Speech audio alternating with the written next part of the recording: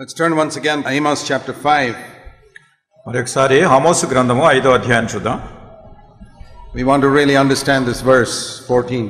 14వ వచనాన్ని మనం దీని గురించి ధ్యానిస్తుంటున్నాం. Seek good and not evil that you may live. మీరు బ్రతుకునట్లు కీడు విడిచి మేలు చేయి వెదకుడి. This is what Moses also told the Israelites when they were about to enter Canaan. ఇశ్రాయేలు ప్రజలు కానానులో ప్రవేశించే ముందు మోషే కూడా ఈ సంగతి వాళ్ళకి తెలియజేసినాడు. See Deuteronomy chapter 30. ద్వితీయోపదేశకాండము 30వ అధ్యాయం. This was just before they entered the land of Canaan. వారు కనాను దేశాన్ని లోపల ప్రవేశించే ముందుగా చెప్పినటువంటి మాటలు. Moses said in verse 19, Deuteronomy 30:19. ద్వితీయోపదేశకాండము 30వ అధ్యాయం 19వ వచనం. I call heaven and earth to witness against you today. I've set before you life and death, the blessing and the curse. Choose life in order that you may live, and you and your descendants. నేడు జీవమును మరణమును ఆశీర్వాదమును శాపమును నేను నీ ఎదుట ఉంచి భూమి ఆకాశములను మీ మీద సాక్షులుగా పిలుచుచున్నాను. And how can you choose life? ఏ రీతిగా దీన్ని ఎంపిక చేసుకోవాలి? Said in verse 20, by loving the Lord your God, by obeying his voice, holding fast to him, this is your life and the length of your days. నీ పితరులైన అబ్రహాము ఇస్సాకు యాకోబులను ఆయన ప్రమాణం చేసిన దేశంలో నివసించినట్లు యెహోవాయే నీ ప్రాణమునకు నీ దీర్ఘాయుష్నకు మూలమైనాడు. కాబట్టి నీవును నీ సంతానం బ్రతుకుచు నీ ప్రాణమునకు మూలమైన నీ దేవుడైన యెహోవాను ప్రేమించి ఆయన వాక్యమును విని ఆయన హత్తుకొనున్నట్లును జీవమును కోరుకొనుడి. From the beginning of the Bible to the end of the Bible, you find God is always telling people, you have two roads, I want you to choose life. మరి బైబిల్ ప్రారంభం నుండి చివరి వరకు కూడా దేవుడు చెప్తూ వస్తున్నటువంటి వర్తమానం ఏంటంటే రెండు మార్గాలు ఉన్నాయి, మీరు జీవమును దానిలో కోరుకోవాలి. When God sent Adam into the Garden of Eden, they had two ways. మరి దేవుడు ఆదాము హవ్వలను ఏదెను వనంలో పంపించినప్పుడు రెండు మార్గాలు ఉన్నాయి. He could go to the tree of life or the tree of knowledge. మరి జీవ వృక్షం ఉండే చోటకి మీరు వెళ్ళాలా, లేకుంటే మంచి చెట్ల తెలుగు నుంచి వృక్షం దగ్గరికి వెళ్ళాలా? Now we may think that knowledge of good and evil is good. మనం అనుకోవచ్చు మంచి చెట్ల తెలివి కలిగి ఉండటం అనేది మంచిదని, but it leads to death. అయితే అది మరణానికి దారితీస్తుంది. So we have to understand what is the Lord saying. I set before you the way of life and the way of death. కనుక జీవ మార్గాన్ని లేకుంటే మరణ మార్గము మన ముందు ఉన్నప్పుడు దేన్ని ఎంచుకోవాలని దేవుడు చెప్తున్నాడు, దాన్ని గ్రహించాలి. Moses said the same thing. మోషే ఇదే సంగతి చెప్పాడు. And Jesus also said the same thing. యేసుక్రీస్తు ప్రభువారు కూడా ఇదే సంగతి చెప్పారు. He showed them the way of eternal life or eternal death. నిత్య జీవం అనేటటువంటి మార్గాన్ని, నిత్యమైనటువంటి మరణాన్ని ఏది కావాలో కోరుకోమని చెప్పారు. When you come to the end of the Bible in Revelation, you find those who have chosen the way of life and the way of death. Bible చివరిలో ప్రకటన గ్రంథంలోకి వచ్చినప్పుడు కూడా ఇదే సంగతి చెప్తున్నారు. మీకు జీవ మార్గం కావాలా, మరణ మార్గం కావాలా, మీరు ఎంపిక చేసుకోవాలి. Sometimes we may think that because we know the Bible and we know so much that is life. మనం కొన్నిసార్లు ఏమనుకుంటామంటే బైబిల్ మనకు చాలా తెలుసు గనక, చాలా దీని గురించి జ్ఞానం కలిగి ఉన్నాం కనుక జీవ మార్గం ఏంటో మనకు తెలుసు, సరైనది ఏంటో తెలుసు అనుకుంటాం. Do you know that even Bible knowledge can bring death? Bible జ్ఞానం కూడా మనకు మరణాన్ని కలిగిస్తుంది, తెలుసా ఈ సంగతి మీకు? I want you to see that in 2 Corinthians chapter 3. కొరింథీయులకు రాసిన 2వ పత్రిక 3వ అధ్యాయంలో ఈ సంగతి మీరు చూడాలని కోరుతున్నాను. You can study the Bible and die spiritually. మీరు ఈ బైబిల్ పఠనం చేసి ఆత్మీయంగా మరణించిన వారు కావచ్చు. 2 Corinthians chapter 3. 2వ కొరింథీ 3వ అధ్యాయం. It says in verse 6, God has made us adequate as servants of a new covenant. 6వ వచనంలో నూతన నిబంధనలో ఉన్నటువంటి దేవుని యొక్క ఆత్మను మనం కలిగి ఉండాలని కోరుతున్నారు. This is not like servants of the old covenant. ఇది పాత నిబంధనలో ఉన్నటువంటి సేవకుల నిమిత్తమైనది కాదు. And he compares these two covenants. ఈ రెండు నిబంధనలు కూడా పోల్చి చూసినట్టయితే one is of the letter and the other is of the spirit, it says in this verse. ఈ వచనంలో చెప్పేది ఏమిటంటే ఒకటి అక్షరానుసారమైనది, రెండోది ఆత్మానుసారమైనది. The letter means the letter of scripture. అంటే ఈ అక్షరానుసారమైనది అంటే లేఖనాల గురించినటువంటి అక్షరాలు. And then it says the letter of scripture, verse 6, can kill you. అయితే అక్షరము చంపును, లేఖనాల గురించినటువంటి అక్షరాలే చంపేవిగా ఉంటాయి. Did you know that? తెలుసా మీకు సంగతి? You know that you can read the Bible and die spiritually? మరి బైబిల్ అంతా చదవచ్చు కానీ ఆత్మీయంగా మరణించవచ్చు, తెలుసా? The letter kills. అక్షరము చంపును, The spirit gives life. ఆత్మ జీవింపజేయను. So that is why it's very important not just to study the Bible but to be open to the Holy Spirit. అందుకొరకే మనం గమనించవలసింది ఏమిటంటే ఈ బైబిల్ చదువుకోవడం మాత్రమే కాకుండా పరిశుద్ధాత్మ దేవుడు మనలో ప్రవేశించినట్లు మన హృదయాన్ని తెరిచించాలి. This is a very important verse. The letter kills. ఇది చాలా ప్రాముఖ్యమైనటువంటి వచనం. అక్షరము చంపును. When Jesus was on earth, the people were following the letter of the law. The most were the Pharisees. మరి యేసుక్రీస్తు ప్రభువారు ఈ భూమి మీద ఉన్నప్పుడు అక్కడ ఉన్నటువంటి పరిసయ్యులు ధర్మశాస్త్రానుసారమైనటువంటి అక్షరాలు వాళ్ళు చాలా జాగ్రత్తగా వాళ్ళు దాన్ని అనుసరిస్తున్నారు. And what did Jesus tell the Pharisees? పరిసయ్యులతో యేసు ప్రభువారు ఏం చెప్పారు? You serpents, you generation of vipers, how will you escape the damnation of hell? సర్ప సంతానమా, రానైనటువంటి దేవుని ఉగ్రతను నరకాన్ని మీరు ఎట్లా తప్పించుకుంటారు అన్నారు. To whom did he say that? ఎవరితో చెప్పారు ఈ మాటలు? Not to murderers and adulterers. నరహంతకులైనటువంటి వారు, వ్యభిచారులైనటువంటి వాళ్ళతో కాదు ఆయన చెప్పింది. People who were studying the Bible. ఈ బైబిల్ చదివేటటువంటి వాళ్ళు. Who came every Saturday in the synagogue to study the Bible. ఈ యొక్క దేవుని యొక్క వాక్యాన్ని పఠించడానికి ప్రతి సబ్బాతు దినాన్ని యూదుల సమాజ మందిరంలోకి వచ్చినటువంటి వాళ్ళకు. They were blind. వాళ్ళు గుడ్డివాళ్ళుగా ఉన్నారు. They were very clever in their mind. వాళ్ళ మనసులో మాత్రం చాలా జ్ఞానయుక్తంగా ఉన్నారు. Blind in their heart. అయితే వాళ్ళ హృదయాల్లో గుడ్డివాళ్ళుగా ఉన్నారు.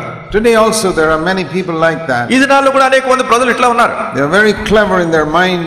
వాళ్ళ మనసులో చాలా తెలివైన వాళ్ళు. They go to Bible school or they study the Bible. Bible స్కూల్కి వెళ్తారు, బైబిల్ చక్కగా అధ్యయనం చేస్తారు. But they are dead spiritually. ఆత్మీయంగా మరణించిన వాళ్ళుగా ఉంటున్నారు. The people who have blessed me most in my life are all people who never went to any Bible school. మరి నా యొక్క జీవితంలో నేను చూసినటువంటిది ఏమిటంటే అత్యధికంగా దీవెనలు పొందినటువంటి వాళ్ళు ఎవరంటే ఎప్పుడు బైబిల్ స్కూల్ వెళ్ళని వాళ్ళే. It's not by Bible study that we become spiritual. మనం ఆత్మీయులు కావడానికి బైబిల్ గురించిన జ్ఞానం కాదు మనకు కావాల్సింది. It's by obeying the Holy Spirit. పరిశుద్ధాత్మకమును విధేయత చూపించడం. Like I said yesterday, the devil knows the Bible better than anybody. నిన్నటి దినాన్ని మీకు చెప్పాను కదా, ఎవరికంటే కూడా అత్యధికంగా బైబిల్ గురించి తెలిసినటువంటి వ్యక్తి సాతాను. Jesus knew the Bible thoroughly, the devil knew the Bible thoroughly. యేసుక్రీస్తు ప్రభువారు బైబిల్ క్షుణ్ణంగా ఎరిగినటువంటి వారు, సాతాను కూడా బైబిల్ క్షుణ్ణంగా ఎరిగినవాడు. Here are two people who know the Bible thoroughly. కనుక ఇద్దరు వ్యక్తులు ఈ బైబిల్ను చాలా క్షుణ్ణంగా ఎరిగిన వాళ్ళు. Jesus Christ యేసుక్రీస్తు ప్రభువారు and Satan. సాతాను. All know the Bible, both know the Bible thoroughly. ఈ ఇరువురికి కూడా ఈ బైబిల్ గురించిన చాలా క్షుణ్ణమైన జ్ఞానం. And yet Satan is full of death and Jesus full of life. అయినప్పటికీ సాతాను మరణంతో నిండిన వాడు పూర్తిగా, క్రీస్తు ప్రభువారు పూర్తిగా జీవంతో నిండిన వాడు. So here also many of us can know the Bible. We hear so much in the meeting. ఇక్కడ కూడా మనలో అనేక మంది చాలా బైబిల్ ఎరిగి ఉంటున్నాం, మీటింగుల్లో ఎన్నెన్నో వర్తమానాలు వింటూ ఉంటాం. You can be like the devil or you can be like Christ. అయినప్పటికీ మీరు సాతాను వలె ఉండొచ్చు, లేనట్టయితే క్రీస్తు ప్రభువారి వలె కావచ్చు. Satan does not open his life to the Holy Spirit. మరి సాతాను తన యొక్క జీవితాన్ని పరిశుద్ధాత్మ దేవుడు వచ్చేట్టుగా అనుమతించలేదు. He is very clever and he just studies the Bible. చాలా తెలివైనటువంటి వాడు, బైబిల్ అధ్యయనం చేసి తెలుసుకున్నటువంటి వాడు. Jesus also studied the Bible. యేసుక్రీస్తు ప్రభువారు కూడా లేఖనాలు చదివారు. At the age of 12 he knew the Bible. 12 సంవత్సరాల వయసులోనే ఆయన ఈ దేవుని వాక్యాన్ని తెలిసినవాడు. His life was open to the Holy Spirit. ఆయన జీవితం పరిశుద్ధాత్మ దేవునికి ఎప్పుడు తెరిచి ఉంచబడింది. So that's what it says here. The letter kills but the Spirit gives life. అందుకొరకే ఇక్కడ చెప్పబడింది, అక్షరము చంపును కానీ ఆత్మ జీవించే. So just because you know good and know evil, that doesn't mean you're spiritual. మన మంచి అంటే ఏమిటో చెడు అంటే ఏమిటో మనం తెలుసుకున్నంత మాత్రానే ఆత్మీయులమైనట్టు కాదు. Adam and Eve ate of that tree. They knew what was good, they knew what was evil, but they died. ఆదాము హవ్వలు ఆ పండు తిన్నప్పుడు మంచి ఏమిటో చెడు ఏమిటో వాళ్ళకి తెలుసు, అయినా కానీ మరి చనిపోయారు. I can put it like this. ఇట్లా నేను చెప్పగలను. This book can become the tree of knowledge of good and evil to you or the tree of life. ఈ గ్రంథము మీకు మంచి చెడ్డల వివేకమిచ్చు చెట్టు వలన ఉండొచ్చు, లేకుంటే జీవానిచ్చే వృక్షంగానే ఉండొచ్చు. You can study the Bible and I say, now I know this is good, this is bad. మీరు ఈ బైబిల్ చదివి నాకు ఇప్పుడు తెలిసింది ఇది మంచి ఇది చెడు అని చెప్తూ ఉండొచ్చు. I must be born again. నేను తిరిగి జన్మించాలి, I must be baptized in నేను బాప్తిసం తీసుకోవాలి. And you do all that. కానీ చేస్తున్నారు ఇవన్నీ. There are a lot of people who do all that who are spiritually dead. అయినప్పటికీ అనేక మంది ఇలా చేస్తూ ఆత్మీయంగా చచ్చిపోయిన వాళ్ళుగా ఉన్నారు. They know what the scripture says. లేఖనం ఏం చెప్తుందో వాళ్ళు ఎరుగుతారు. They obey it according to the letter. అయితే అక్షరాన్ని అనుసరించే వాళ్ళు విధేయత చూపిస్తున్నారు. They are not open to the Holy Spirit to show them sin in their life. వాళ్ళ జీవితాల్లో ఉన్నటువంటి పాపాన్ని చూపించడానికి పరిశుద్ధాత్మ దేవుడు అనుమతించట్లేదు. Jesus said in John 16. యేసుక్రీస్తు ప్రభువారు యోహాను సువార్త 16వ అధ్యాయంలో చెప్పారు, when the Holy Spirit has come, పరిశుద్ధాత్మ దేవుడు వచ్చినప్పుడు, he verse 8 when John 16:8 When the Holy Spirit comes, he will convict the world concerning sin.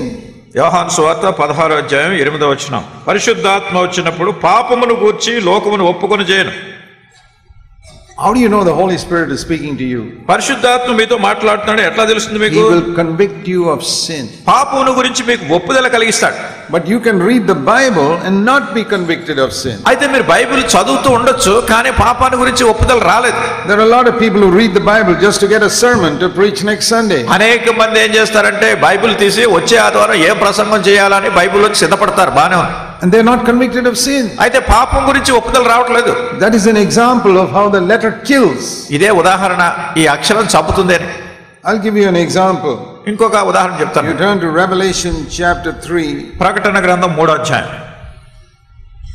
And the Lord tells the apostle John to send a message in verse 14 to the messenger of the church in Laodicea. లవోదికీలో ఉన్నటువంటి సంఘానికి వర్తమానం పంపమని అపోస్తలుడైనటువంటి యోహానుకు యేసుక్రీస్తు ప్రభువు ఈ సంగతి Verse 14. 14. Tell the messenger of the church in Laodicea like this. లవోదికీలో ఉన్న సంఘపు దూతకు ఇలాగ వ్రాయము.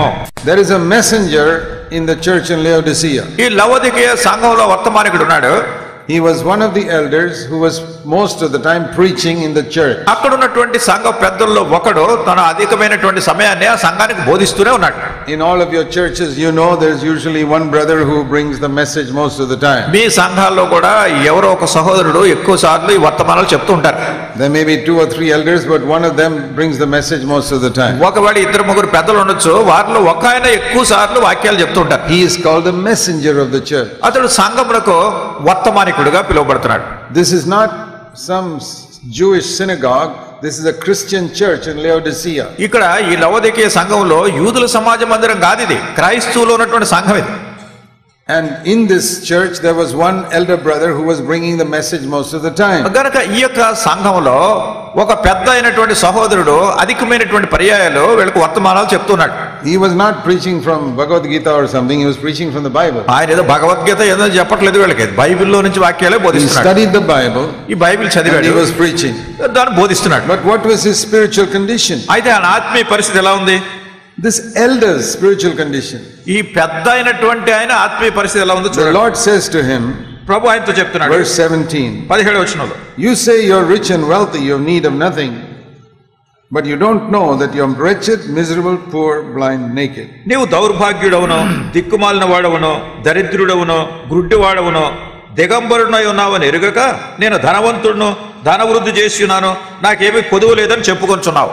There was a lot of difference between his opinion about himself and God's opinion about him. తనను గురించి తను ఏమనుకుంటున్నాడో లేకుంటే దేవుడు తన గురించి ఏమనుకుంటున్నాడో ఈ రెండింటికి మధ్యలో చాలా వ్యత్యాసం ఉంది. Remember, this is not an unbeliever, this is a born again elder of a church. చూడండి, ఇది అవిశ్వాసుని గురించి కాదు, ఒక సంఘంలో పెద్దగా ఉన్నటువంటి తిరిగి జన్మించినటువంటి వ్యక్తి పరిస్థితి. Not only an elder, but the one who is preaching every Sunday, ఆ సంఘంలో పెద్ద మాత్రమే కాదు, ప్రతి ఆదివారం బోధ చేస్తున్నాడు, who knows the Bible. Bible ఎరిగిన వాడు.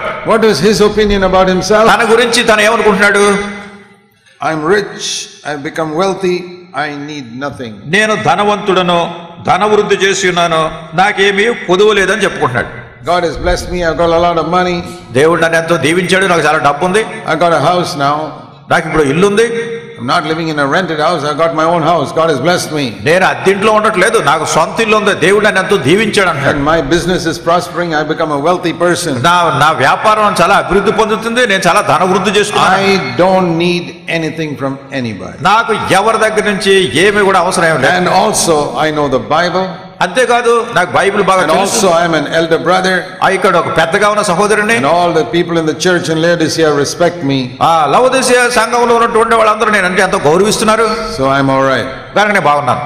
But the Lord could see the pride in his life. అయితే ప్రభువు చూస్తున్నాడు, తన జీవితంలో ఉన్న గర్వాన్ని చూస్తున్నాడు. And pride is stinking like garbage in God's mind. దేవుని మనసులో, దేవుని దృక్పథంలో ఈ గర్వం అనేటటువంటిది ఈ చెత్త చెదారం మురికి కుళ్ళు కంపు వస్తుంది కదా, అట్లా ఉంటుంది ఆయన దృష్టిలో. Whatever good qualities you may have, అతనికి ఎన్ని మంచి లక్షణాలు ఉన్నా గానీ the moment you become proud, it spoils the whole thing. ఎప్పుడైతే అతనిలో గర్వం వచ్చిందో మొత్తం అంతా పాడైపోయింది, నాశనం అయిపోయినట్టే. It's good to know the Bible, Bible ఎరిగి ఉంటే మంచిదే, but you become proud, it spoils it. అయితే నువ్వు గర్వం వచ్చింది అంటే నువ్వు చెడిపోతున్నాను. It's good to be spiritual, ఆత్మీయంగా ఉంటే మంచిదే, but you become proud, it becomes spoils the whole దాని thing. గురించి గర్వం వచ్చింది, అతిశయం వచ్చింది అంటే అంతా పాడైపోతుంది.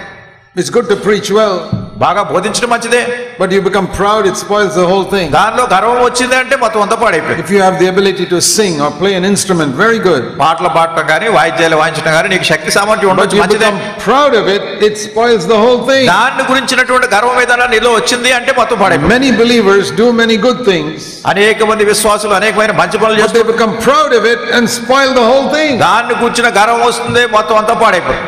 So I compare it to this. దీన్ని ఎట్లా పోలుస్తున్నాను? It's like making a good chicken curry. చూడండి, ఒక మంచి కోడి కూర వండారండి, Good preaching, ఇది మంచి బోధలాగా, good music, మంచి మ్యూజిక్, doing good, మంచి చేయటం, spiritual. ఆత్మీయం. It's like making a really good chicken curry. ఇదంతా ఎలా ఉందంటే ఒక మంచి కోడి మాంసం కూర వండినట్టు. And then you put one dead lizard inside it. ఇప్పుడు ఏం చేస్తారంటే చచ్చిపోయిన బల్లిని తెచ్చి దాంట్లో వేస్తారు. Oh, that is pride. అదే గర్వం అంటే ఇలాగే ఉంటుంది. That chicken curry was so good. ఈ కోడి కూర చూస్తే చాలా బాగానే ఉంది, మంచిదే. Why you went and put one dead lizard inside it? అయితే దానిలో చచ్చిపోయిన బల్లిని తెచ్చి దాంట్లో వేయటం ఎందుకు? What you were doing was so good. నువ్వు చేస్తున్నదంతా బాగానే ఉంది, Why did you become proud of it? అయితే దాని గురించి నీకు గర్వం అతిశయం ఎందుకు వచ్చింది? That is what spoils అదే lot మొత్తం అంతటా పాడు చేస్తుంది. And so the Lord says, you're wretched, miserable, poor, blind, naked. ఇక్కడ ప్రభు అంటున్నాడు, నువ్వు దౌర్భాగ్యుడవు, దిక్కుమాలిన వాడవు, దరిద్రుడవు, గుడ్డివాడవు, దిగంబరుడవు. Why? ఎందుకు? He was a messenger. ఎందుకంటే అతడు వర్తమానికుడు. Every week he was thinking, ప్రతి వారం కూడా బోధిస్తున్నాడు. what shall I preach next Sunday? వచ్చే ఆదివారం ఏం బోధించాలి? He sit with his Bible to study, దాన్ని పఠనం చేయడానికి బైబిల్ తీసి కూర్చుంటున్నాడు. and he never allows the Holy Spirit to convict him of his pride or his sin. తనలో ఉన్నటువంటి గర్వం గాని, తనలో ఉన్నటువంటి పాపాన్ని గాని ఒప్పింప చేయడానికి పరిశుద్ధాత్మ దేవుడు మాత్రం ఎప్పుడు అనుమతించట్లేదు. He's just studying to find out some clever message to preach to other people. వచ్చే ఆదివారం ఏం బోధించాలో మంచి ప్రసంగం కూడా తయారు చేసుకోవాలి, అన్ని చక్కగా అన్ని సిద్ధం చేసుకుంటున్నాడు. I want to tell all of you who preach God's word, దేవుని వాక్యాన్ని బోధించే వాళ్ళందరికీ నేను చెప్పగలుగుతున్నాను, you can become like that మీరు కూడా అలా కావచ్చు, unless you allow the Holy Spirit to convict you. పరిశుద్ధాత్మ మిమ్మల్ని ఒప్పింపజేస్తేనే గాని. Do you know that all of us have got some sin in our life? చూడండి, మన యొక్క జీవితాలన్నింటిలో ఏదో ఒక పాపం ఉంది మనలో. తెలిసినా మీకు? There is nobody in the world who has become completely like Jesus ఈ Christ. లోకంలో ఉన్న వాళ్ళు ఎవరు కూడా పూర్తిగా యేసు ప్రభువుని పోలినటువంటి వాళ్ళు ఎవరు లేరు. The only person who can say I have no sin in my life is one who can say I have become like Jesus Christ. నా జీవితంలో ఏ పాపము లేదన్నటువంటి వాళ్ళు ఎవరంటే యేసుక్రీస్తు ప్రభువుని పోలిన అని చెప్పగలిగిన. That will happen only when he comes again. ఆయన మళ్ళా తిరిగి వచ్చినప్పుడు మాత్రం ఆ సంగతి జరుగుతుంది. So becoming like Christ is a journey, a long journey. కనుక క్రీస్తు ప్రభువుని పోలి ఆయన అంతస్తులోకి వెళ్ళటం అనేది చాలా దీర్ఘ ప్రయాణం ఇది. And little by little we can get rid of sin in our life. మరి కొంచెం తర్వాత కొంచెం ఈ యొక్క మన జీవితంలో ఉన్నటువంటి పాపాన్ని అంతా తొలగించుకుంటూ వెళ్ళిపోతాం. That's why I read in that verse, seek for the good. అందుకొరకే మేలును మనం వెతుకుతూ ఉండాలి. The only good person is Jesus Christ. ఒక మంచి వ్యక్తి యేసుక్రీస్తు ప్రభువారే. And I have to seek to be like him. ఆయన పోలి ఉంటాను నేను వెతుకుతూ ఉండాలి. And that's more important than preaching a good sermon. కానీ ఒక మంచి ప్రసంగం చేయటం కంటే అది చాలా ప్రాముఖ్యమైనది. So don't study the Bible to get knowledge దానికి ఏదో జ్ఞానం సంపాదించుకోవడానికి బైబిల్ చదవద్దు, or sermons. లేకుంటే ప్రసంగం సిద్ధం చేసుకోవడానికి. Then this book will be like a tree of knowledge of good and evil. అలా చేసినట్టయితే ఈ గ్రంథం మనకి ఏమైపోతుంది? మంచి చెడ్డల తెలుగు నుంచి వృక్షంగా. Like Adam, you will die. Adam వలె నీవు కూడా చనిపోతావు. You will be wretched, miserable, poor, blind, naked. నువ్వు దౌర్భాగ్యుడుగా ఉంటావు, దిక్కుమాలుగా ఉంటావు, దిగంబరిగా ఉంటావు, గురుడివాడిగా ఉంటావు. But if you go to this book and open yourself to the Holy Spirit, అయితే ఈ పుస్తకం దగ్గరికి వెళ్ళి నిన్ను నీవు పరిశుద్ధాత్మ దేవునికి నీ హృదయాన్ని జీవితాన్ని తెరిచి ఉంచితే he will convict you of sin. ఆయన నీ పాపాన్ని గురించి ఒప్పింపజేస్తాడు. And you repent and confess it. అప్పుడు నువ్వు పశ్చాత్తాపడి దాన్ని ఒప్పుకోవాలి. Then it will lead you to life. అప్పుడు నిన్ను జీవములోకి అది నడిపిస్తుంది. This book will become a tree of life. అప్పుడు ఈ గ్రంథమే నీకు జీవవృక్షంగా మారిపోతుంది. So when I read the Bible, I don't read it to get knowledge. దానికి ఈ పుస్తకాన్ని నేను చదివినప్పుడు జ్ఞానం సంపాదించుకోవడానికి చదవను నేను. Because I know the letter will kill me. నాకు తెలుసు అక్షరం చంపుతుంది. I read the Bible because I want to know more about God. నేను బైబిల్ ఎందుకు చదువుతాను అంటే దేవుని గురించి ఇంకా అధికంగా When తెలుసుకోవాలి. I see more about God, I see more about sin in my life. నా జీవితంలో అధికమైనటువంటి పాపాన్ని చూడడానికి దేవుని గురించి తెలుసుకోవడం నాకు ఉపయోగపడుతుంది. The Pharisees studied the Bible ఈ పరిసయ్యులు ఈ బైబిల్ అధ్యయనం చేశారు, and they could not even recognize Jesus Christ. అసలు యేసుక్రీస్తు ప్రభువునే వాళ్ళు గుర్తుపట్టలేపారు. They called him Beelzebul, prince of devils. వాళ్ళు ఏమన్నారంటే ఆయన ఈయన బెల్జెబూలు, దయ్యాలకు అధిపతి అన్నారు. You see how blind you can be after studying the ఈ Bible. బైబిల్ చదివిన తర్వాత కూడా మనుషులు అంతా గుడ్డి వాళ్ళుగా ఉన్నారు చూడండి. And today also there are a lot of people like that. ఈ దినాల్లో కూడా అనేక మంది ప్రజలు ఎట్లా ఉన్నారు, They study the Bible Bible చదువుతారు, and they create so many problems in churches. ఈ సంఘాల్లో ఎన్నెన్నో సమస్యలు సృష్టిస్తారు. What do they know about Christ? క్రీస్తుని గురించి ఏం తెలుసు వాళ్ళకి? They become the agents of the devil in the church. సంఘాల్లో అపవాదికి సాతానుకు ఏజెంట్లు మాదిరిగా మారుతున్నారు. Accusing. ఎంతసేపు వాళ్ళ తప్పు పట్టుకోవడం, వీళ్ళ తప్పు But పట్టుకోవడం. they've got such a lot of Bible knowledge. వాళ్ళకి ఎంతో బైబిల్ జ్ఞానం ఉంది వాళ్ళ. So this is something we have to be very careful about. ఇదే మన గురించినటువంటి తప్పు విధానంలో ఉంటాం. Remember that the letter kills but the spirit gives life. జ్ఞాపకం చేసుకునండి, అక్షరం చంపుతుంది, ఆత్మ జీవింపజేస్తుంది. So Moses said, I set before you the way of life and the way of death. మోషే అన్నాడు, మీ ముందు జీవ మార్గాన్ని మరణ మార్గాన్ని ఉంచుతున్నాను. The way of death is the way of just knowledge of the Bible. ఈ మరణ మార్గం ఏమిటంటే బైబిల్ గురించినటువంటి జ్ఞానం కలిగి ఉండటమే.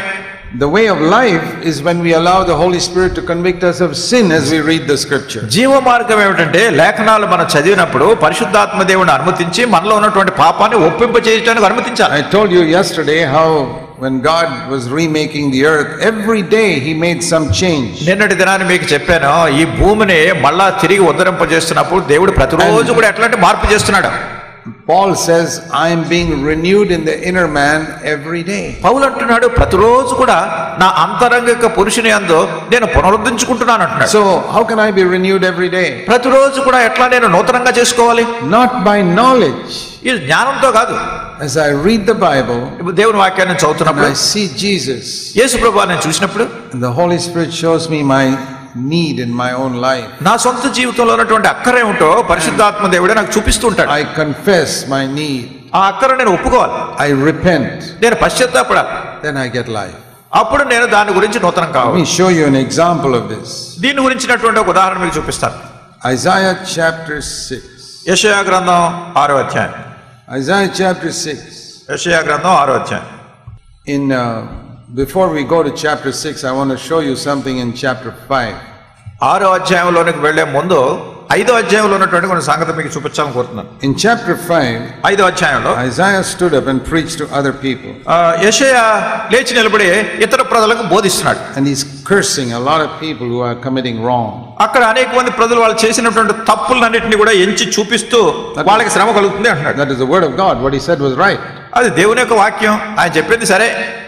Isaiah 5:8, woe unto those who add house to house and join field to field until there is no room. యెషయా గ్రంథం 5వ అధ్యాయం 8వ వచనంలో ఇంటింటికి ఇల్లు కలుపుకొని పొలమునకు పొలం చేర్చుకుని మీకు శ్రమ అంటున్నాడు. He's saying, you rich Jewish people, Israelites, you just keep on buying property. You don't allow the poor people to have anything. ఆయన అంటున్నాడు, ఇశ్రాయేలీలో ఉన్నటువంటి యూదులు సమాజంలో ఉన్నటువంటి మీరు ఐశ్వర్యవంతులు, ఎంతసేపు ఆస్తి వృద్ధి చేసుకుంటున్నారు, ఆ ఇల్లు కొంటున్నారు, ఈ ఇల్లు కొంటున్నారు, ఎంతో ఆస్తిని వృద్ధిపరుచుకుంటున్నారు. He says, there's woe unto you. ఆయన అంటున్నాడు, మీకు శ్రమ అంటున్నాడు. Verse 11, 11వ వచనం, woe unto those who get up early in the morning not to see God but to get drunk. ఉదయం మద్యము త్రాగుదమని వేకువనే లేచి ద్రాక్షరసంతో మంట పుట్టించే వరకు చాలా రాత్రి వరకు పానం చేయ వారికి శ్రమ. Verse 18, 18వ వచనం, woe unto those who drag sin with the cords of telling lies. బండి మోకుల చేత పాపమును లాగుకుని వారికి శ్రమ. Verse 20, woe unto those who call evil good and good evil. 20వ వచనంలో కీడు మేలునియు మేలు కీడునియు చెప్పుకునే చీకటి వెలుగని వెలుగు చీకటిని ఎంచుకుని వారి శ్రమ. 21, woe unto those who are wise in their own eyes. 21వ వచనంలో తమ దృష్టికి తాము జ్ఞానులమని ఎన్నికలేని తాము బుద్ధిమంతులని తలంచుకునే వారికి శ్రమ. He was a prophet. ఈయన ప్రవక్త. He was talking to this group and this group and this group and this group. He said, woe unto all. ఆయన ఈ గుంపుతో ఆ గుంపుతో ఈ గుంపుతో ఆ గుంపుతో అందరితో చెబుతూ మీకు శ్రమ మీకు శ్రమ మీకు శ్రమ అంటున్నాడు. What he said was right. ఆయన చెప్పిందంతా సరైందే. But he never saw his own need. తన సొంత అక్కరేమిటో చూసుకోలేదు. And that can happen sometimes to a preacher. కొన్నిసార్లు బోధకునికి ఇలా జరుగుతుంది. He sees the need of those people. He sees all the need of everybody else, but doesn't see his own need. ఆయన అంటున్నాడు వాళ్ళ అవసరత ఏంటి, వీళ్ళ అవసరత ఏంటి, వాళ్ళ అవసరత ఏంటి, వీళ్ళ అవసరత అన్ని చూసుకుంటున్నాడు కానీ అసలు ఆయన అవసరత ఏంటో చూసుకోవట్లేదు. I've seen that with many elder brothers. నేను అనేక మంది పెద్దవాళ్ళలో ఇలాంటి సంగతులు చూశాను. What they are saying is right about the need of these different people. వాళ్ళు చేసేది సరైనదే. ఈ ప్రజల యొక్క అక్కర్లు వాళ్ళకి వీళ్ళకి ఏంటో సంగతి కొద్దిగా చూపిస్తారు. The problem is they don't see their own need. అయితే వీటన్నిటిని చూస్తూ వాళ్ళ సొంత అక్కరేంటో వాళ్ళు చూసుకోవట్లేదు. God had mercy on Isaiah. దేవుడు మన ఎడల మా కనికరం చూపిస్తున్నాడు సమయాలన్నిటిలో. So what did God do? దేవుడు ఏం చేస్తాడు? You read chapter 6. 6వ అధ్యాయం చూస్తే God gave Isaiah a vision of himself. దేవుడు యెషయాకు తన్ను గురించినటువంటి ఒక దర్శనాన్ని చూపించాడు. He didn't read a new verse in the Old Testament. పాత నిబంధనలో ఉన్నటువంటి కొత్త వచనాన్ని ఏమీ చూడలేదు ఆయన. He saw the Lord, it says in Isaiah 6:1. యెషయా గ్రంథం 6వ అధ్యాయం మొదటి వచనములో దర్శనములో ప్రభువుని చూశాడు. I saw the Lord sitting on a throne. మరి ప్రభు సింహాసనం ఉన్నటువంటి దర్శనాన్ని చూశాను. I saw all the seraphim flying around him. మరి సెరూపుల మీద ఆయన ఆసీనుడై ఉన్నట్టు నేను చూస్తున్నాను. And these seraphs, verse 2 had 6 wings. ఈ రెండో వచనంలో ఈ సెరాపులకు 6 రెక్కలు ఉన్నాయి.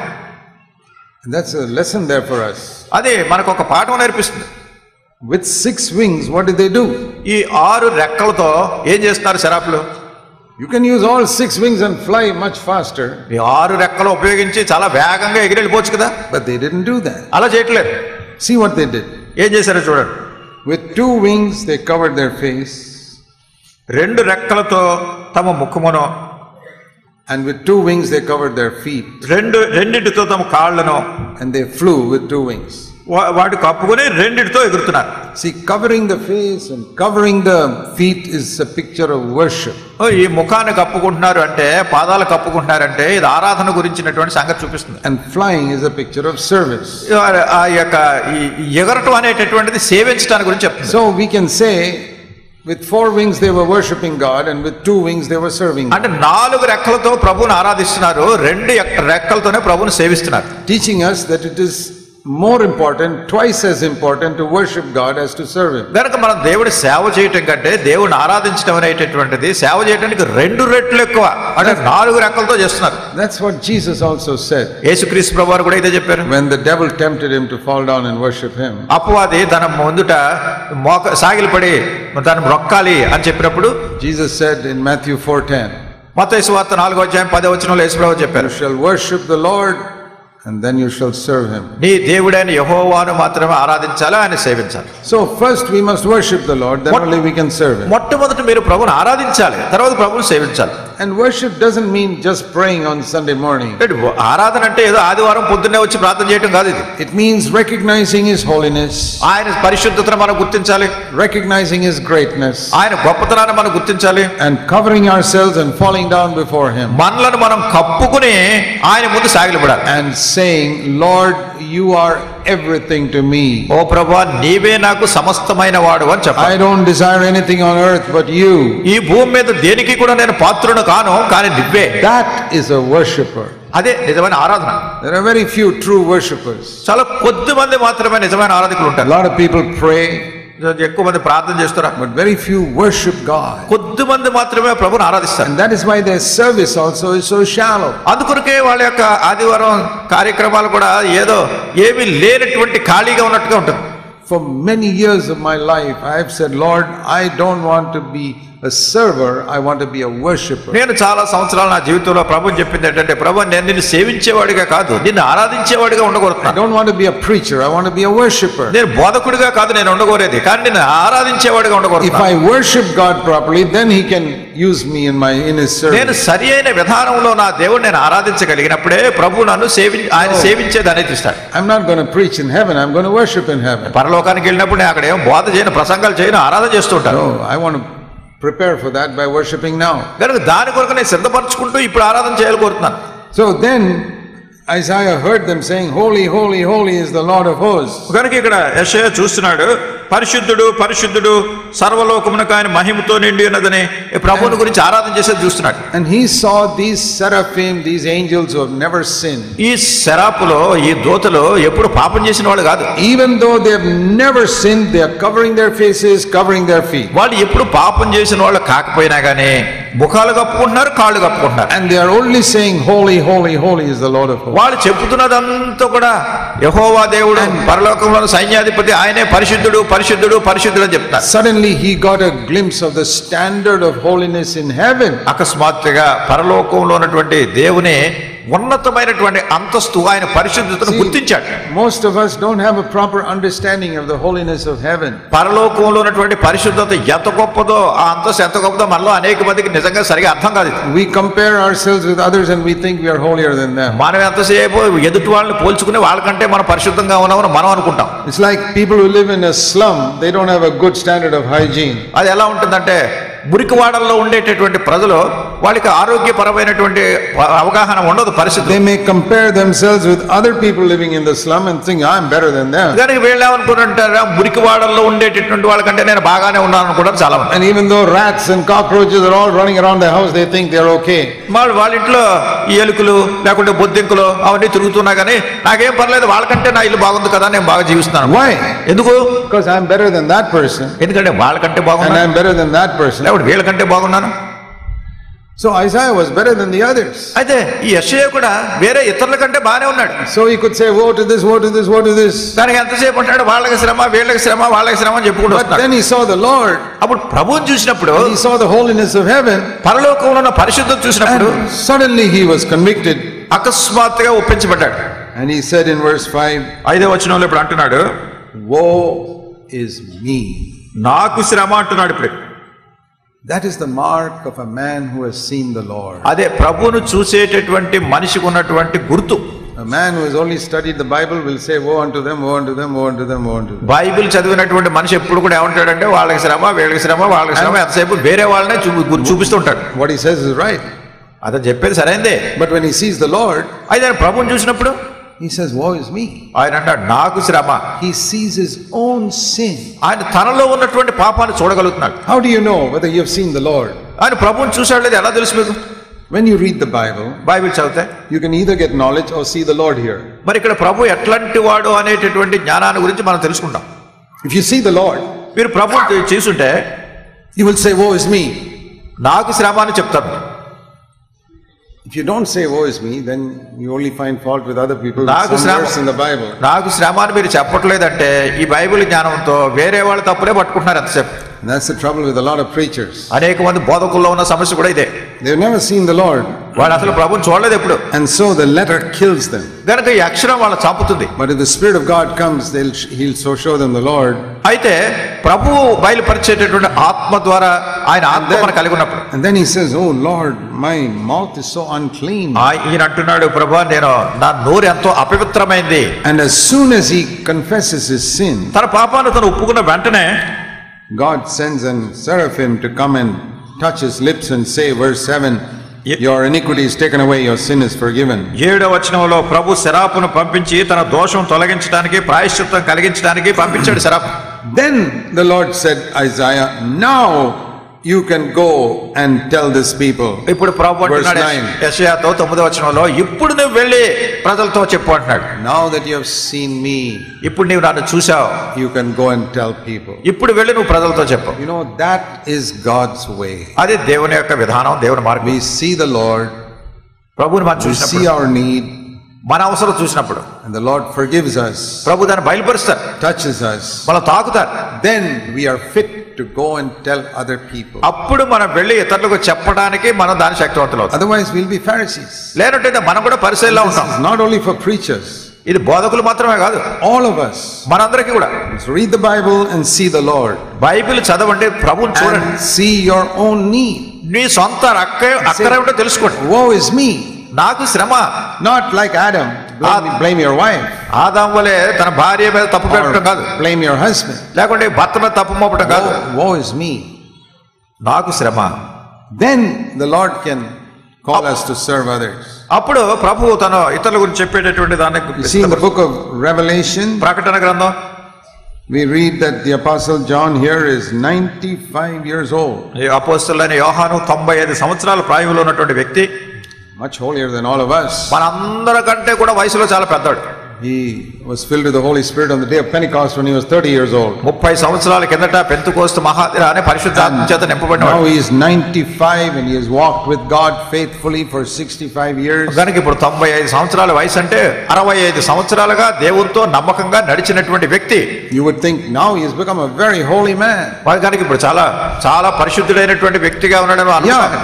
Compared to other people in the Christians in the world, he was perhaps the holiest man. ప్రపంచంలో ఉన్నటువంటి ఇతర క్రైస్తవుల కంటే ఒకవేళ ఈయన అత్యధికమైన పరిశుద్ధుడిగా ఉండాలి. But now the Lord wants to give him a new ministry to preach to the elders in churches.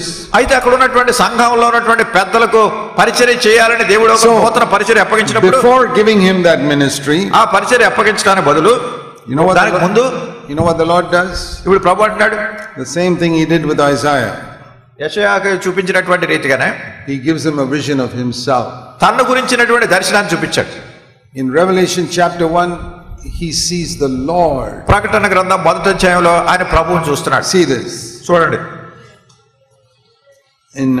He was in this island called Patmos in verse 9. ఆయన 9వ వచనంలో పద్మసు ద్వీపంలో పరవాసిగా ఉన్నాడు. And he says, I heard behind me, verse 10, a loud voice like a trumpet. 10వ వచనంలో ప్రభు దినమందు ఆత్మౌషుడనై ఉండగా బూరధ్వనంటూ గొప్ప స్వరం విన్నానన్నాడు. And that was the voice of Jesus. అది యేసుక్రీస్తు ప్రభువారి స్వరం. Write what you see and send it to the 7 churches. నువ్వు ఏవైతే చూస్తున్నావో వాటిని వ్రాసి 7 సంఘాలకి పంపించమని ఆయన చెప్పాడు. And he turned to see who's speaking. ఎవరు మాట్లాడుతున్నారని వెనక్కి తిరిగాడు చూడడానికి. And it was Jesus. ఆయన యేసుక్రీస్తు ప్రభువారు. And when he saw him, verse 17, I fell at his feet like a dead man. ఆయన చూసిన వెంటనే 17వ వచనంలో నేను చచ్చిన వాని వలె ఆయన పాదముల యొద్ద పడితిని. This is just like Isaiah saying, woe is me. యెషయా అంటున్నట్టుగానే నాకు శ్రమ అని ఎలా అంటున్నాడో, this is the holiest man on earth, the apostle John. అపోస్తలుడైనటువంటి యోహాను ఆ దినాల్లో భూమి మీద ఉన్నటువంటి ప్రజలందరిలో పరిశుద్ధుడైన వ్యక్తి. He fell at the Lord's feet like a dead man. ప్రభు పాదముల చెంత చచ్చిన వాళ్ళే పడిపోయాడు. Then the Lord said, అప్పుడు ప్రభు అంటున్నాడు, now you are ready to preach to others. ఇప్పుడు ఇతరులకు బోధించడానికి నీవు సిద్ధంగా ఉన్నావు. Now I want you, John, to point out all the sins in these elders in different churches. ఇప్పుడు ఈ సంఘాల్లో ఉన్నటువంటి పెద్దలు వాళ్ళు చేసినటువంటి తప్పులు అవన్నీ ఎంచి చూపించడానికి నేను ఏర్పాటు చేసుకుంటున్నాను యోహాను. Before you do that, you had to see your own need and fall at my feet like a dead man. అది చూసేదానికి ముందు మొట్టమొదట నిన్ను నువ్వు చూసుకొని నా పాదముల చెంత చచ్చిన వాళ్ళ నువ్వు పడి ఉండాలి. This is what I pray for myself. అదే నా నిమిత్తమే నేను చేసుకునే ప్రార్థన. I say, Lord, you call me many times to stand up and proclaim the sin of people. నేను అంటాను, ప్రభా లేచి నిలబడే ముందు అనేక పర్యాయములు పాపమును కూర్చున్నటువంటి సంగతి ప్రకటించడానికి నేను ఏర్పాటు చేసుకున్నాను. Before I do that, I want to fall at your feet and see my own need. అది చేసేదానికి ముందు మొట్టమొదటిగా నేను నీ పాదముల చెంత ఉండి నా సంగతి నా అవసరం ఏంటో నేను తెలుసుకోవాలి. I want to fall at your feet like a dead man. చచ్చినటువంటి వాడి వలె నీ పాదముల చెంత నేను పడి ఉండాలని కోరుతున్నాను. And it says here, the Lord laid his right hand upon me, verse 17. ఇక్కడ 17వ వచనంలో ప్రభు తన కుడి చేతిని నా మీద ఉంచి నాతో ఇట్లనెను. And said, now you can write, verse 19, to others. 19వ వచనంలో ఇప్పుడు నువ్వు చూసినటువంటి వాటిని ఇతరులకు రాయి అంటున్నాడు. That is the example for me. అదే నాకు మాదిరి. I say, Lord, before I preach to other people, ప్రభువా నేను ఇతరులకు బోధించడానికి ముందు I always want to fall at your feet like a dead man. నేను ఎల్లప్పుడూ కూడా నీ పాదముల చెంత చచ్చిన వాళ్ళ పడి ఉండాలని కోరుతున్నాను. And I want you to lay your right hand upon my head. నా తల మీద నీ కుడి చేతిని నేను ఉంచి, that nail pierced hand, ఆ మేకులు కొట్టబడినటువంటి చేతితో, and anoint me with the Holy Spirit. పరిశుద్ధాత్మతో నీవు నన్ను అభిషేకించు. And then tell me to speak. అప్పుడు నేను ఏం మాట్లాడాలో నువ్వు నాకు చెప్పు. Then every word I speak will be like an arrow that will go to people's heart. నేను మాట్లాడేటటువంటి ప్రతి మాట కూడా ఒక బాణం వలె మనుషుల హృదయాల్లోకి దూసుకు వెళ్ళాలి. But if I compare myself with other people, అట్లా కాకుండా నేను ఇతరులతో పోల్చుకుంటే I would say, oh, I'm better than them, I know the Bible more than them, and I can preach so many things. నేను వాళ్ళకంటే బాగున్నాను, వీళ్ళకంటే శ్రేష్టంగా ఉన్నాను, నాకు బైబిల్ చాలా బాగా తెలుసు, మంచి ప్రసంగాలు చేస్తానని నేను అనుకుంటే Then Jesus will not lay his hand on my head. నేను అలా అనుకుంటే యేసుక్రీస్తు ప్రభువు నా తల మీద చెయ్యి ఉంచి నన్ను అభిషేకించరు. Then I can give you a lot of knowledge. ఒకవేళ మీకు మంచి జ్ఞానయుక్తమైన ప్రసంగాలు చేయొచ్చు. That knowledge will kill you and it will kill me also. ఆ జ్ఞానం మిమ్మల్ని చంపుతుంది, నన్ను కూడా చంపుతుంది. Then I can stand up here and show you the tree of knowledge of good and evil. అప్పుడు నేను ఇక్కడ నిలబడి మీకు ఏం చూపిస్తానంటే మంచి చెడ్డల తెలివినిచ్చు వృక్షాన్ని చూపిస్తాను. But I am not interested in that tree. అయితే ఆ చెట్లు నాకు శ్రద్ధ లేదు. I am interested in the tree of life. అయితే జీవ వృక్షాన్ని గురించి నాకు శ్రద్ధ ఉంది. I don't want to make the mistake that Adam made. ఆదాము చేసినటువంటి తప్పు నేను చేయడం నాకు ఇష్టం లేదు. I want to tell all of you, brothers and sisters, సహోదరులారా సహోదరులారా, మీకు అందరం చెప్పకూడదు ఏమిటంటే come to the tree of life. ఆ యొక్క జీవ వృక్షాన్ని గురించినటువంటి సంగతి మీరు And there the Lord will show you your sin. అక్కడ ప్రభుని యొక్క పాపాన్ని నీకు చూపిస్తాడు. And when you confess it, దాన్ని మనం ఒప్పుకున్నప్పుడు like Isaiah, యెషయా మాదిరిగా, like John, యోహాను మాదిరిగా he'll forgive you, ఆయన క్షమిస్తాడు, cleanse you, శుద్ధీకరిస్తాడు. then he can make you his witness to other people. అప్పుడు మిమ్మల్ని ఇతరులకు ఆయన సాక్షిగా చేస్తాడు. I want to show you something in Genesis 3. ఆదికాండం 3వ అధ్యాయంలో ఉన్న యొక్క కొన్ని సంగతులు చూపిస్తాను. In the beginning, ప్రారంభంలో Adam could have gone easily to the tree of life. ఆదాము చాలా సులువుగా జీవవృక్షం దగ్గరికి వెళ్ళగలిగి ఉండేవాడు. He could have just gone there and taken the fruit అసలు వెళ్ళి ఆ జీవవృక్ష ఫలాన్ని తీసుకుని తినేవాడు. and have eternal life, దాన్ని తిన్నాడు, నిత్య జీవం కలిగి ఉండేవాడు. the life of God, దేవుని యొక్క జీవం తనలో ఉండేది, the life of the Holy Spirit. పరిశుద్ధాత్మ యొక్క జీవము. But he did not go there. అయితే అది చేయలేదు, అక్కడికి వెళ్ళలేదు. He sinned పాపం చేశాడు. and he was put out of the Garden of Eden. ఆ ఏదైనా వనములో నుండి బయటికి త్రోసివేయబడ్డాడు. Now ఇప్పుడు you cannot go to the tree of life. ఇప్పుడు జీవవృక్షం దగ్గరికి వెళ్ళలేడు. You read in Genesis 3, ఆదికాండం 3వ అధ్యాయంలో verse 19. 19వ వచనంలో In front of the tree of life, verse 24, Genesis 3:24. ఆదికాండము 3వ అధ్యాయం 24వ వచనం, Last verse. చివరి వచనం. In front of the tree of life, God put a cherubim going in every direction with a flaming sword so that you can't go there anymore. ఆదాముకి ఏమాత్రం అక్కడికి వెళ్లకుండా ఉండేటట్టు జీవవృక్షమునకు పో మార్గమున కాచుటకు ఇటు అటు తిరుగుచున్న ఖడ్గజ్వాలను దేవుడు నిలవబెట్టెను. That happened only after sin. అది పాపం చేసిన తర్వాత జరిగింది. Before that there was no sort of flaming sword around the tree. దాని ముందు ఖడ్గజ్వాల దాని చుట్టూ లేదు. So today, ఇది నాన్నే to go to the tree of life, there's a sword there. జీవవృక్షం దగ్గరికి వెళ్ళాలంటే అక్కడ ఒక ఖడ్గం ఉంది. The Lord is saying, you can't come here. ప్రభు అంటున్నాడు, నువ్వు ఇక్కడ రాలేవు. Going round and round that tree. దాని చుట్టూ ఖడ్గం వాడు తిరుగుతుంది. So how can we come to the tree now? ఎట్లా ఇప్పుడు మనం దాని దగ్గరికి రాగలగాలి? There are two things. రెండు సంగతులు ఉన్నాయి. That sword fell upon Jesus Christ when he died on the cross. యేసుక్రీస్తు ప్రభువారు సిలువలో మరణించినప్పుడు ఆ ఖడ్గం ఆయన మీద పడింది. It killed him. ఆయన చంపేసింది. That is how he opened the way to the tree of life. ఆ రీతిగా జీవవృక్షం దగ్గరికి మార్గాన్ని ఆయన తెరిచాడు. But there's one more thing. ఇంకొక సంగతి. See what Paul said in పౌలు చెప్పినటువంటి సంగతి in Galatians chapter 2 and verse 20. గలతీయులకు రాసిన పత్రిక 2వ అధ్యాయం 20వ వచనంలో, I have been crucified with Christ. నేను క్రీస్తుతో కూడా సిలువ వేయబడి ఉన్నాను. You read that verse? చదువుతున్నారా ఈ వచనం? I also was crucified with Christ. నేను కూడా క్రీస్తుతో సిలువ వేయబడి ఉన్నాను. Now it is no longer I who live, but Christ who lives in me. ఇకను జీవించువాడు నేను కాను, క్రీస్తే నా యందు జీవించున్నాడు. So when that sword fell on Jesus and crucified him, it crucified me also. ఆ ఖడ్గము యేసు మీద పడినప్పుడు, ఆయన సిలువ వేసినప్పుడు నేను కూడా సిలువ వేయబడ్డాను. So if I am not willing to accept the cross in my life, I cannot come to the tree of life. నా జీవితంలో ఆ సిలువను నేను అంగీకరించకపోయినట్టయితే జీవవృక్షం దగ్గరికి నేను రాలేను.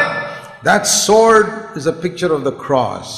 ఈ ఖడ్గము సిలువను గుర్చిన పటాన్ని చూపిస్తుంది. It has to, the sword is for killing.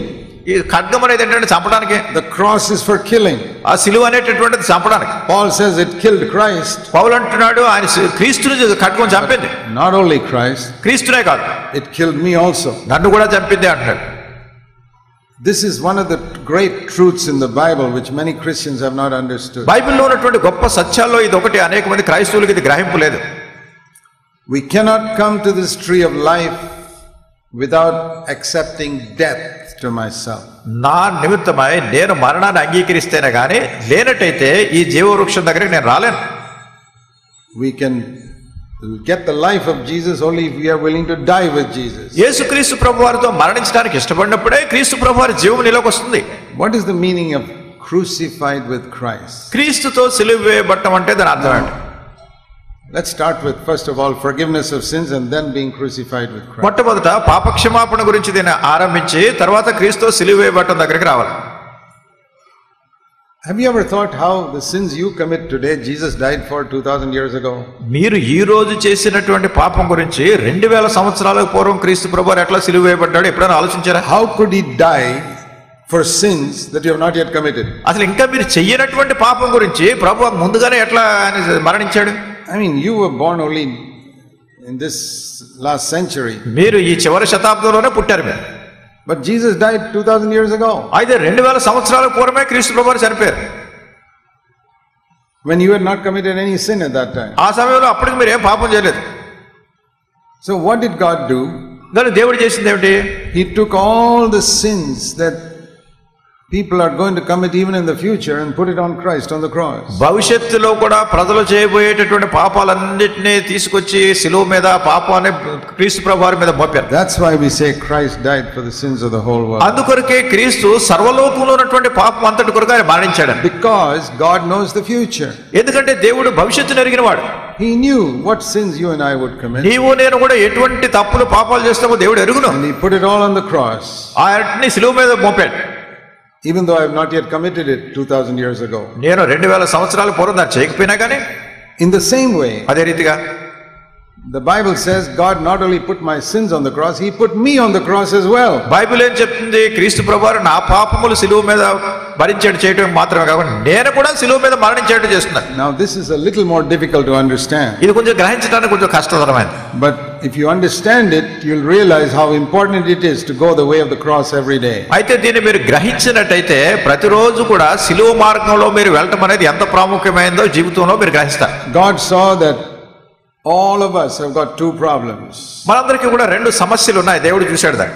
And he had to deal with both problems on the cross. ఆయన ఈ రెండు సమస్యలను కూడా శిలువ మీద పరిష్కరించాలి. One, we have committed so many sins. ఒకటేమిటంటే మనం అనేకమైనటువంటి పాపాలు చేశాం. And we will sin in the future also. భవిష్యత్తులో కూడా మనం పాపం చేయబోతున్నాం. That is number one problem. అది మొదటి సమస్య. The second problem రెండవ సమస్య is that we have a evil nature that we got from Adam. మనము ఆదాము దగ్గర నుంచి వచ్చినటువంటి స్వభావాన్ని కలిగి ఉన్నటువంటి వాడు, చెడు స్వభావం. So that problem also has to be taken care of. ఆ సమస్య కూడా పరిష్కరించబడాలి. It's like a person with two sicknesses.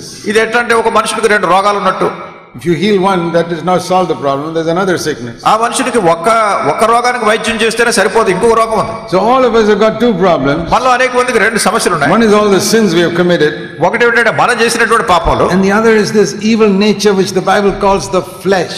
రెండోది శరీర పరంగా వచ్చినటువంటి ఈ పాప స్వభావం. So for our sins Jesus died on the cross and shed his blood. మన పాపముల నిమిత్తమై యేసుక్రీస్తు ప్రభువారు శిలువలో మరణించి రక్తం కార్చారు. And that takes care of problem number 1. అది మొదటి సమస్యకు పరిష్కార మార్గం. The second problem, రెండవ సమస్య, the Bible says బైబిల్ చెప్తుంది, he took our old man and crucified it with Christ on the cross. మన ప్రాచీన పురుషుడిని తీసుకుని ప్రభువు శిలువ మీద ఆయన మేకులో కొట్టాడు, సిలువ వేశాడు. Romans chapter 6 రోమీయులకు రాసిన పత్రిక 6వ అధ్యాయం and verse 6. 6వ వచనం. This is not for the first problem, this is for the second problem. ఇది మొదటి సమస్య కాదు, రెండవ సమస్యకు పరిష్కార మార్గం. Romans 6 verse 6. రోమీయులకు రాసిన పత్రిక 6వ అధ్యాయం 6వ వచనం. Don't worry if you're not clever. మీరు తెలివైన వాళ్ళు కాకపోయినా దాని గురించి చింతించొద్దు. We don't understand this by cleverness. ఇది మన జ్ఞానంతో గ్రహించేది కాదు. Jesus said these truths are hidden from the clever and intelligent and revealed to those who are humble like babies. యేసుక్రీస్తు ప్రభువారు అన్నారు, జ్ఞానులకును వివేకులకును ఈ సంగతులను బయలుపరిచి బాలురకు పసివాళ్లకు ఈ సంగతులను తెలియజేస్తున్నారు. You don't have to go to college to understand this. ఇవి గ్రహించాలంటే మీరు కాలేజీలో చదువుకోక్కర్లేదు. But you have to be humble. అయితే మిమ్మల్ని తగ్గించుకోవాలి, దీనిగా You will understand this. దీన్ని గ్రహించడం. Because this is the secret of an overcoming life. ఈ జయించే జీవితానికి ఉన్నటువంటి రహస్యం. Your old man was crucified with Christ నీ ప్రాచీన పురుషుడు క్రీస్తు ప్రభువారితో సిలువ వేయబడ్డాడు and buried with him. ఆయనతో సమాధి చేయబడ్డాడు and raised up with him. తనతో పాటు తిరిగి లేచాడు. That is what he says in verse 4, you testified in baptism. బాప్తిసంలో మీరు సాక్ష్యం ఇచ్చినప్పుడు ఇదే సంగతి జరుగుతుందని ఇక్కడ 4వ వచనంలో ఉంది.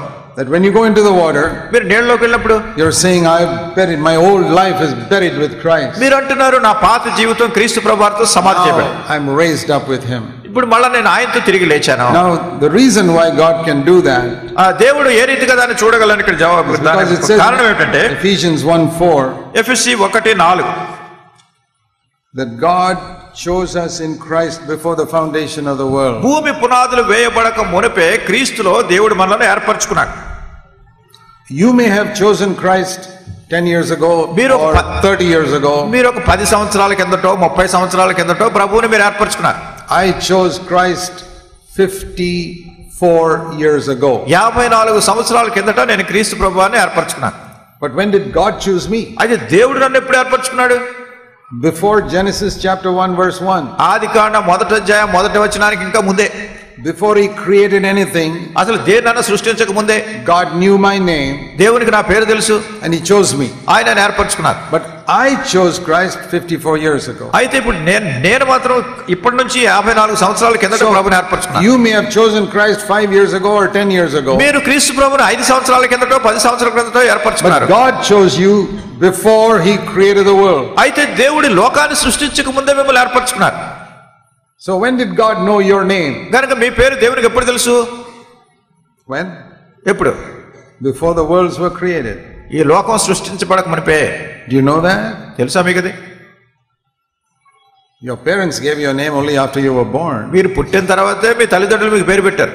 But God knew your name before the worlds were created. అయితే లోకం సృష్టించబడక మునిపే దేవునికి మీ పేరు తెలుసు. He knew that one day you will give your life to Christ. ఒక దినాన్ని మీ జీవితాన్ని క్రీస్తు ప్రభువుకి ఇస్తారనే సంగతి కూడా ఆయనకు తెలుసు. You will open your heart and say, Lord Jesus, come. మీ హృదయాన్ని తెరిచి యేసు క్రీస్తు ప్రభువా నా హృదయంలోకి రమ్మని మీరు చెప్తారు. He knew that makes you different from all the other people in the world. ఈ లోకంలో ఉన్నటువంటి ఇతర ప్రజలందరికంటే కూడా ఇదే మిమ్మల్ని ప్రత్యేకంగా చేస్తుంది. So he selected your name before the foundation of the world. భూమి పునాదులు వేయబడక మునిపే మీ పేరు ఆయన ఏర్పరచుకున్నాడు. And it says in Ephesians 1:4, he put you in Christ before the world was created. లోకం సృష్టింపబడక మునిపే మిమ్మల్ని క్రీస్తునందు ఆయన ఉంచాడు.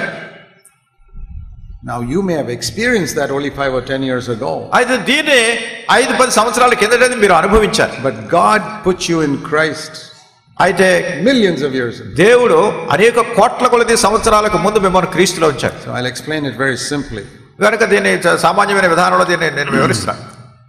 If this is you, ఒకవేళ ఇది ఈ కాగితం మీరైతే, this is Christ.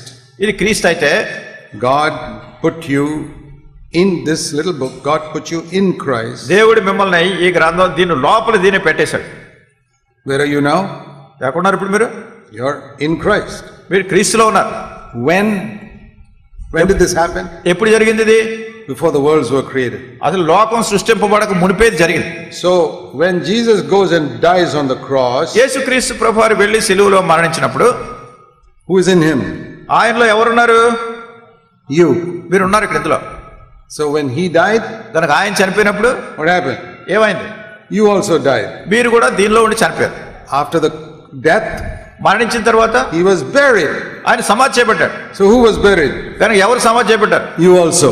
ఆయనలో ఉండి మీరు కూడా సమాధి చేయబడ్డారు. And then on the third day he rose up from the dead. 3వ దినానే మృతుల్లోంచి తిరిగి లేచాడు. Hey, you also rose up from the dead. మీరు కూడా ఆయనలో ఉన్నారు కనుక మళ్ళీ మీరు తిరిగి లేచారు. And then after 40 days, 40 రోజులైన తర్వాత he went up to heaven. ఆయన పరలోకానికి వెళ్ళిపోయాడు. So who's there? ఎవరున్నారు అక్కడ? You. ఆ లోపల ఉన్న మీరు కూడా ఉన్నారు. Now I'm not telling you stories. నేను మీకు ఏ కథలు చెప్పట్లేదు. Turn to Ephesians chapter 2. ఎఫెసీయులకు రాసిన పత్రిక 2వ అధ్యాయం చూడండి. See what it says here. ఏం చెప్పబడుతుంది అక్కడ? When, verse 5, 5వ వచనం, when we were dead in our sins, మన అపరాధముల చేత చచ్చిన వారమైన he made us alive with Christ. ఆయన క్రీస్తుతో కూడా మనల్ని బ్రతికించెను. And verse 6, 6వ వచనం, like I told you, raised us up with him. నేను మీతో చెప్పినటువంటి రీతిగా ఆయనతో పాటు తిరిగి లేచిన. And me in Christ took me to the heavenly places and seated me there. క్రీస్తులో ఉన్నటువంటి నన్ను తిరిగి లేపి పరలోకపు స్థలంలో కూర్చుండబెట్టినాడు. But you say, I'm still on the earth. మీరంటారు నేను ఇంకా భూమి మీద ఉన్నానంటారు. That's only my body. That is only my body. అంటే నా శరీరం మాత్రమే ఈ లోకంలో ఉంది. In my spirit, నా ఆత్మలో మాత్రం I'm already united with Christ. నేను క్రీస్తుతో ఐక్యపరచబడ్డాను.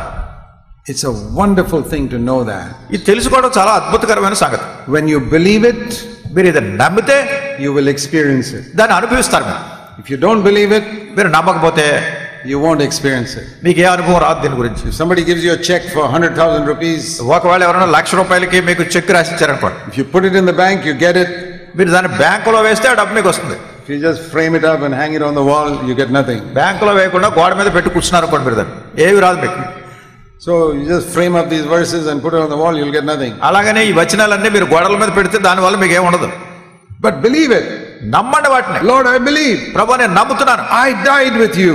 నీతో పాటు నేను మరణించాను. I was buried with you. నీతో నేను సమాధి చేయబడ్డాను. I'm raised again with you. నీతో పాటు తిరిగి లేచాను. And Ephesians 2:6, in my spirit you have seated me in the heavenly. ఎఫెసీ 2:6 ప్రకారంగా ఆత్మలోనే నీతో పాటు పరలోక స్థలాల్లో కూర్చుండబెట్టబడ్డాను. Lord, I want to live like that on this earth. ఓ ప్రభువా, నా జీవితంలో అట్లా జీవించగలుగుతున్నాను. As a heavenly man, నేను పరలోకపు వ్యక్తిని living on this earth. ఈ భూమి మీద జీవిస్తున్నాను. That is how Jesus lived. ఆ రీతిగా యేసు ప్రభువారు జీవించారు. And when we are filled with the Holy Spirit, ఆయన పరిశుద్ధాత్మతో నింపబడినప్పుడు that's how we can live. ఆ రీతిగా మనం కూడా ఆయన వలె జీవించగలం. And if you listen to the Holy Spirit, మీరు పరిశుద్ధాత్మ చెప్పేది వింటే you will be like a heavenly man walking on this earth. మీరు పరలోక సంబంధమైనటువంటి వ్యక్తి ఈ భూమి మీద నడుస్తున్నటువంటి మాదిరిగా ఉంటారు. You won't fight with people like other believers fight. వేరే విశ్వాసులు కొట్లాడినట్టు మీరు ఎవరితోనో పోట్లాడు.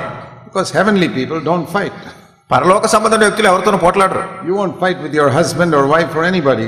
నీ భార్యతోనో భర్తతోనో పోట్లాడుతుంటే ఎట్లాంటి వ్యక్తి నువ్వు? This is really true. నిజంగా సత్యమిది. I'm not telling you stories. నేనే కథలు చెప్పట్లేదు. It has happened in my life, I know. నా జీవితంలో నేను తెలుసుకున్న జరిగింది, ఇది నేను ఎరుగుతున్నాను. But I did not know these truths in the beginning. I didn't believe it. అయితే ప్రారంభంలో ఈ సత్యాలు నాకు తెలియదు, వాటిని నేను నమ్మలేదు. And then it was not true. అప్పుడు జరగలేదు, ఆ రీతిగా జరిగిన సంగతులు కావు. See, like if you don't believe that Christ forgave your sins, then it's not true in your life. క్రీస్తు ప్రభువారు మీ పాపముల కొరకు మరణించారని మీరు నమ్మకపోయినట్టయితే మీ జీవితంలో జరగదు. If you don't believe that you would die, buried and rose again and ascended with Christ, it won't be true in your life. మీరు క్రీస్తు ప్రభువారితో మరణించి సమాధి చేయబడి తిరిగి లేచి పరలోక స్థలంలో కూర్చోబెట్టారని మీరు నమ్మకపోతే అది మీకు కూడా సంభవించదు. This is the secret of an overcoming life. విజయవంతమైనటువంటి జీవితానికి ఉన్నటువంటి రహస్యం. And when we live this life, it becomes easy to seek the good and hate the evil. ఇటువంటి జీవితాన్ని మీరు జీవించినప్పుడు ఈ మేలును మనం వెతుకుతూ కీడును విసర్జించడం అనేది సులువుగా ఉంటుంది. This is what Jesus meant when he said, die to yourself every day. ఆయన ప్రతిరోజు కూడా నీ స్వయానికి నీవు మరణించాలని యేసుక్రీస్తు ప్రభువారు చెప్పిన దాని అర్థం ఇదే. Take up the cross every day. ప్రతిరోజు నీ సిలువ ఎత్తుకొని deny yourself every day. ప్రతిరోజు నిన్ను నీవు త్యజించుకొని then only you can follow me. అప్పుడు మాత్రమే నిన్ను వెంబడించగలవు. This is a wonderful life. ఇదంతా అద్భుతకరమైన జీవితం. But still many Christians don't choose it. అయినప్పటికీ అనేక మంది క్రైస్తవుల్లో ఈ మార్పు లేదు, ఇది నమ్మట్లేదు. They live the miserable life of other children of Adam. వారు ఆదాము ఇతర పిల్లల మాదిరిగా దౌర్భాగ్యకరమైన జీవితాలు జీవిస్తున్నారు.